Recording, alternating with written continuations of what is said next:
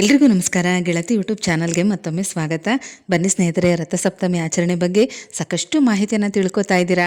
ಯಾವ ದಿನ ಸಪ್ತಮಿ ತಿಥಿ ಪ್ರಾರಂಭ ಆಗುತ್ತೆ, ಮುಕ್ತಾಯ ಆಗುತ್ತೆ, ಸ್ನಾನದ ಸಮಯ, ಹಾಗೆ ಅರ್ಘ್ಯ ಕೊಡುವಂಥ ವಿಧಾನ, ಅದರ ಜೊತೆಗೆ ಈ ದಿನ ಮಾಡುವಂಥ ವಿಶೇಷವಾದ ದೀಪಾರಾಧನೆ, ಇದೆಲ್ಲದ್ರ ಬಗ್ಗೆ ಸಾಕಷ್ಟು ಮಾಹಿತಿ ತಿಳ್ಕೊಂಡಿದ್ದೀರಾ.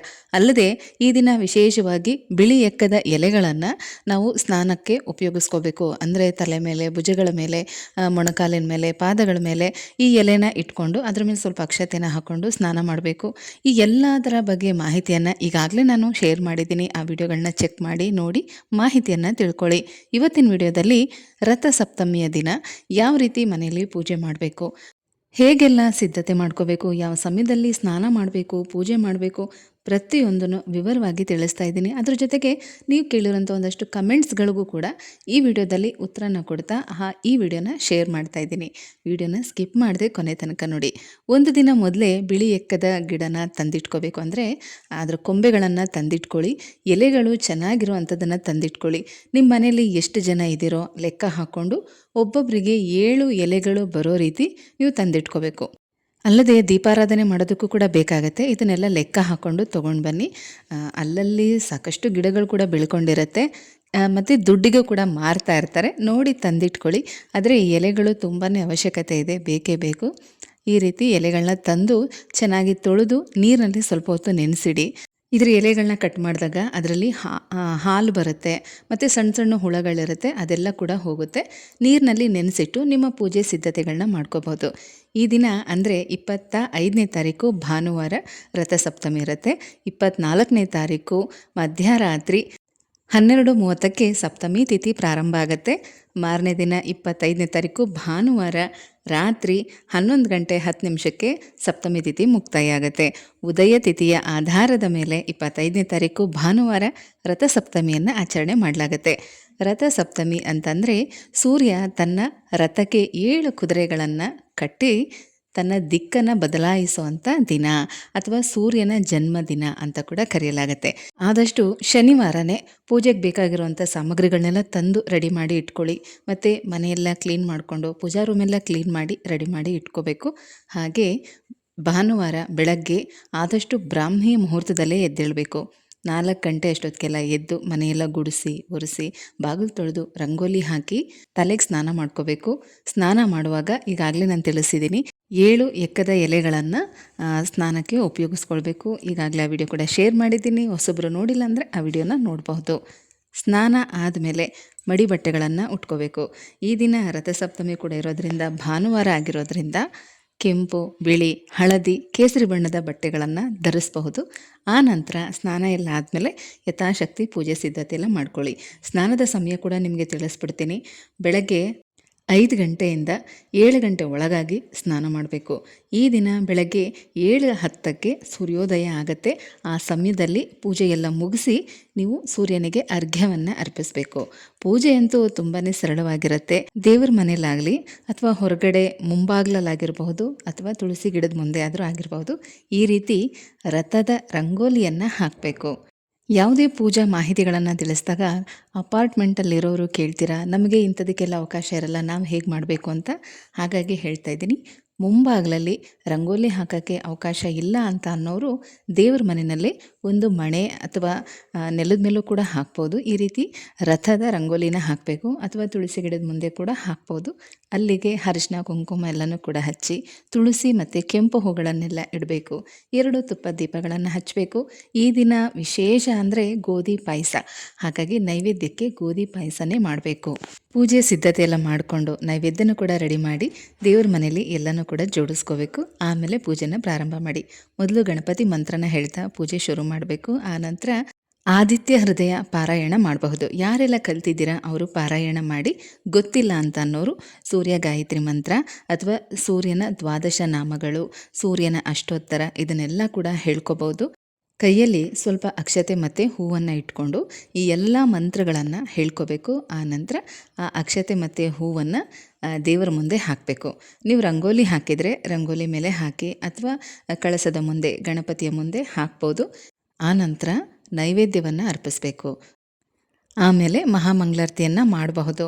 ನೀವು ಪೂಜೆಗೆ ಶುರು ಮಾಡೋದಕ್ಕಿಂತ ಮೊದಲು ಒಂದು ತಾಮ್ರದ ಚೆಂಬಲ್ಲಿ ನೀರನ್ನು ಕೂಡ ತುಂಬಿಸಿ ದೇವ್ರ ಮನೇಲಿ ಇಟ್ಕೊಳ್ಳಿ.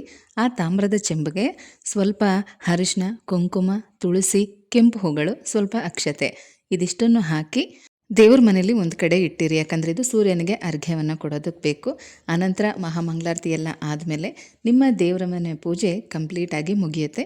ಆನಂತರ ಹೊರಗಡೆ ಬಂದು ಅಲ್ಲಿ ಕೂಡ ಸೂರ್ಯನಿಗೆ ಪೂಜೆನ ಮಾಡಬೇಕು. ಯಾವ ರೀತಿ ಮಾಡಬೇಕು ಅಂತಂದರೆ, ಈಗ ಪೂಜೆ ಸಾಮಗ್ರಿಗಳನ್ನೂ ಕೂಡ ರೆಡಿ ಮಾಡಿ ಇಟ್ಕೋಬೇಕು. ಒಂದು ಪ್ಲೇಟಲ್ಲಿ ಅರಿಶಿನ, ಕುಂಕುಮ, ಅಕ್ಷತೆ ಮತ್ತು ಎಲೆ, ಅಡಿಕೆ, ಬಾಳೆಹಣ್ಣು, ಜೊತೆಗೆ ಈ ಒಂದು ದೀಪಾರಾಧನೆ ನಾನು ಹಿಂದಿನ ವಿಡಿಯೋದಲ್ಲಿ ನಿಮಗೆ ತೋರಿಸಿದ್ದೀನಿ ಯಾವ ರೀತಿ ಈ ರಥಸಪ್ತಮಿಯ ದಿನ ದೀಪಾರಾಧನೆನ ಮಾಡಬೇಕು ಅಂಥೇಳಿ.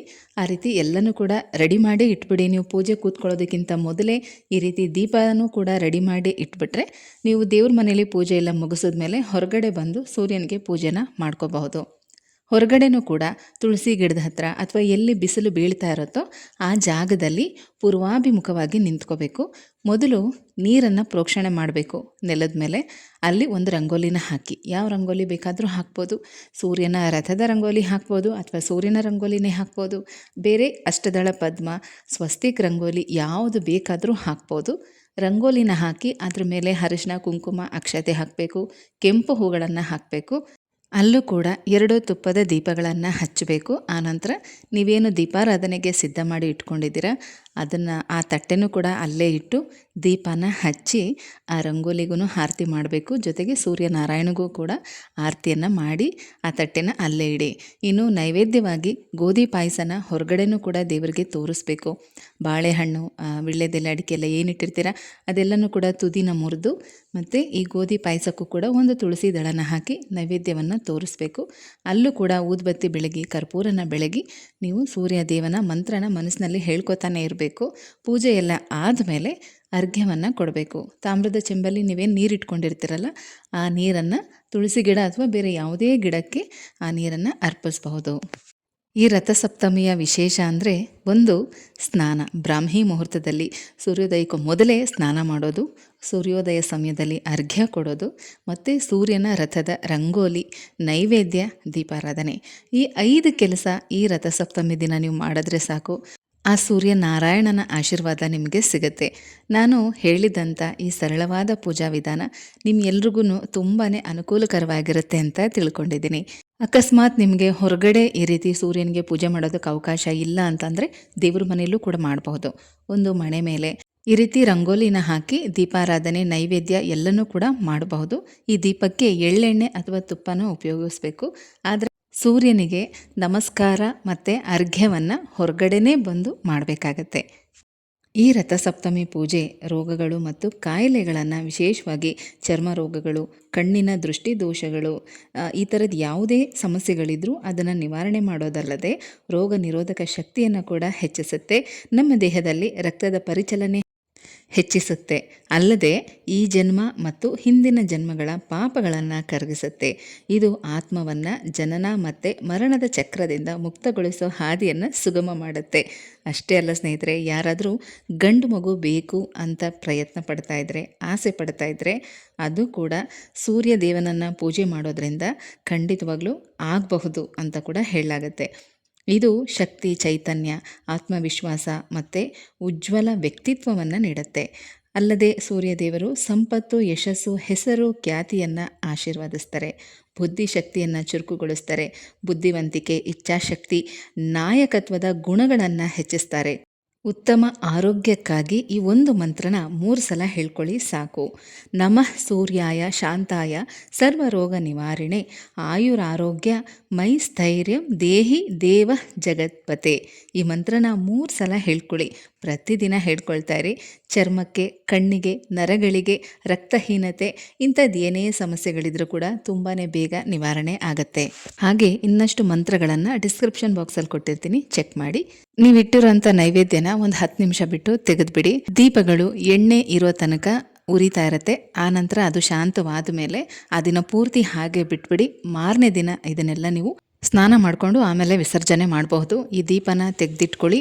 ಇನ್ನು ಗೋಧಿನ ಹಕ್ಕಿಗಳಿಗೆ ಹಾಕ್ಬೋದು. ಎಲೆಗಳನ್ನು 1-2 ದಿನ ಅದನ್ನು ಒಣಗಿಸಿ ನಿಮ್ಮ ಮನೆಯಲ್ಲೇ ಇರುವಂಥ ಗಿಡಗಳಿಗೆ ಹಾಕ್ಬೋದು.